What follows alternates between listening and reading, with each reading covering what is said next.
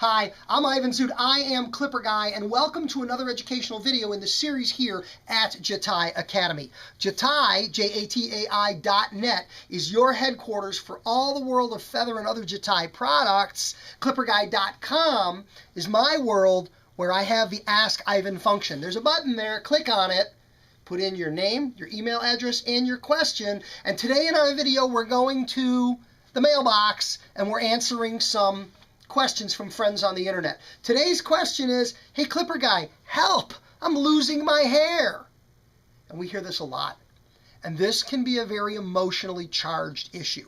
So allow me, if I can, to offer some tips for interacting with clients who express concerns, many times will express emotion, with regards to hair loss. Number one on the list, it's time to listen more than you talk. Ask some questions and listen carefully to the client's answers. Sometimes they know there's not much you can do about it, and they just want to talk about it. Also consider who's asking. It's not to say that the emotional level will be different based on gender or age, but tune into the gender and age. Are you having hair loss conversations with a 65-year-old man for whom most of his peers, the vast majority, have some form of hair loss? Or is this a hair loss question coming from a 22-year-old female? Obviously, some big issues related to who's doing the asking. So listen and really hear what they have to share. Ask some good questions and be prepared to move on from there. Next on the list is look for signs of bigger issues. Look for signs of why hair loss might be the issue. Again, in the case of an older gentleman, it may be traditional androgenic alopecia, meaning hair loss associated with a natural aging process. That doesn't mean he's any happier about it, but that sheds a little bit of light on the situation. If it's a young person, a young female, are we seeing signs of traction breakage from pulling hair tight in a ponytail every day, and we're seeing breakage and hair loss at the hairline? Is this someone who's a heavy consumer of reactive chemical services like relaxers or bleaches or hair color that in some cases may be causing especially breakage along the hairline where hair is more fragile?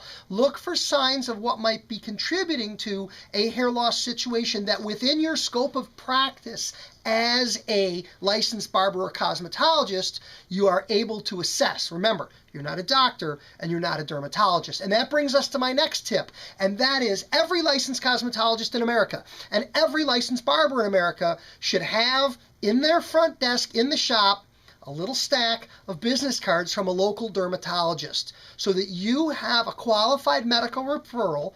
Ideally, he's a client or she's a client, someone you can refer people to for real medical advice from a real medical professional.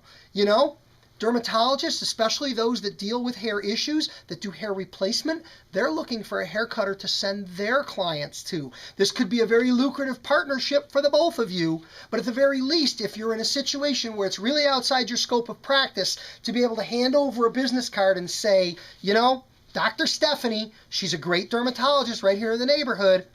Perhaps a visit to her would be good for you. So the doctor referral's on there. Lastly, and I think most importantly in the context of who we are as hair cutters, is be prepared to offer good suggestions, solutions, and recommendations to work with what they have. If in fact a client has some degree of hair loss, whether it's thinning in the crown or recession at the hairline, I can't put it back. Maybe if I'm in the hair replacement business, there are replacements, toupees, hair integration systems, extensions, and weaves. There are some ways we can put hair back.